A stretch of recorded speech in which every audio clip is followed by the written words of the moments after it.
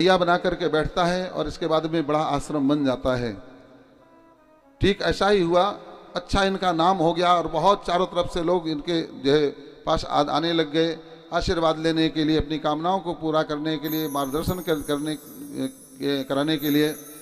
और बहुत समय गुजर गया। एक दिन ये साधना में बैठे हुए थे गांडकी नदी के किनारे और गायत्री मंत्र का जप कर रहे थे। त्रिकाल संध्या करना इनका नियम था।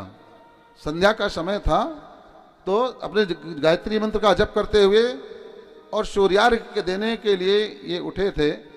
उसी समय पर देखते क्या है कि एक सिंह है, वह सिंह जो है एक हिरणी का, जो गर्भवती मादा हिरणी थी, उसका पीछा करता हुआ आया और वह आगे आगे जान बचाने के लिए भागती है और अपने जान बचाने के लिए वह छलांग लगा दी बहती हुई नदी में। तो जैसे वो छलांग लगाई, उसके छलांग लगाने से उसका प्रसव हो गया। प्रसव हो गया तो वो तो जो है बही, और उसका बच्चा जो छोटा सा अभी प्रसव हुआ था वह भी बहने लग गया। तो संत हृदय नवनीत समाना, संत का हृदय तो बहुत कोमल होता है, किसी का दुख किसी का कष्ट वो सह नहीं सकता, देख नहीं सकता है। तो गए और जा करके उसको उठा लिया बच्चे को और ले आए गोद में उठा करके और अपने पास में ले आए, दुलार करने लग गए। उसको जो है पोंछे, उसको जो है कंबल में ढके और गाय का दूध पिला करके उसको बचाने लग गए। अब देखिए किस तरीके से आसक्ति जीवन में घुसती है।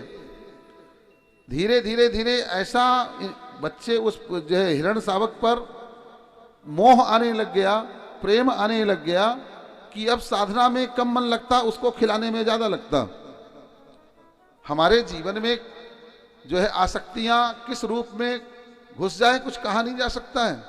इसलिए सतर्क रहना चाहिए। कभी भी संसार में किसी भी व्यक्ति से, किसी भी वस्तु से ज्यादा घुलने मिलने का और ज्यादा मन लगाने का प्रयास करोगे तो वह आसक्ति के रूप में आपके जीवन में बंधन तैयार कर देगी।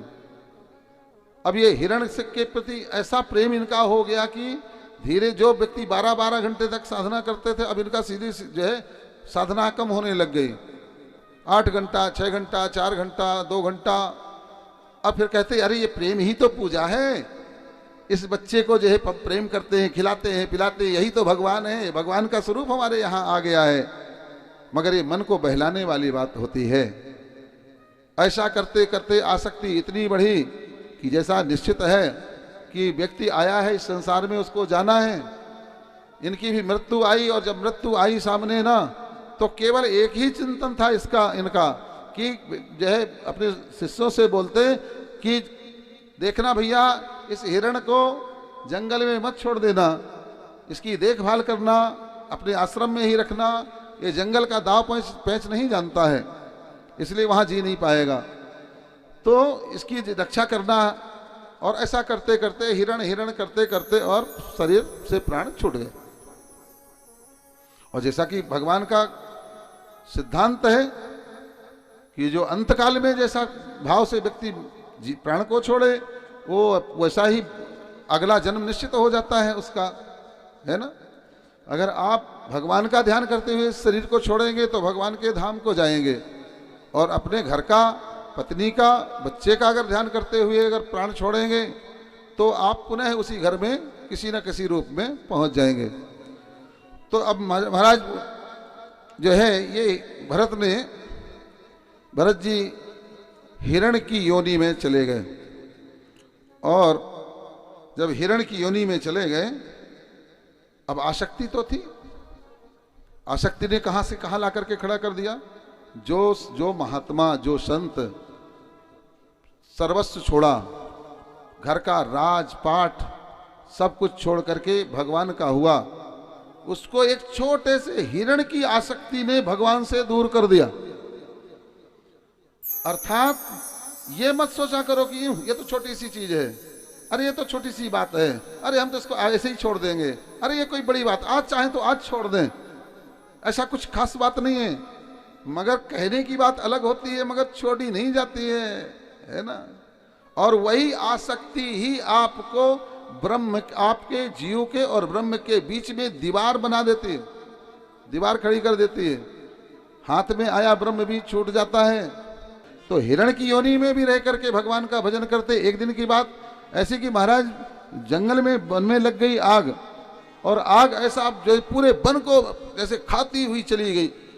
सारे हिरण भागे, मगर जो है ये ज्यों के त्यों अपने ध्यानस्थ थे, उसी आग में जल करके भस्म हो गए।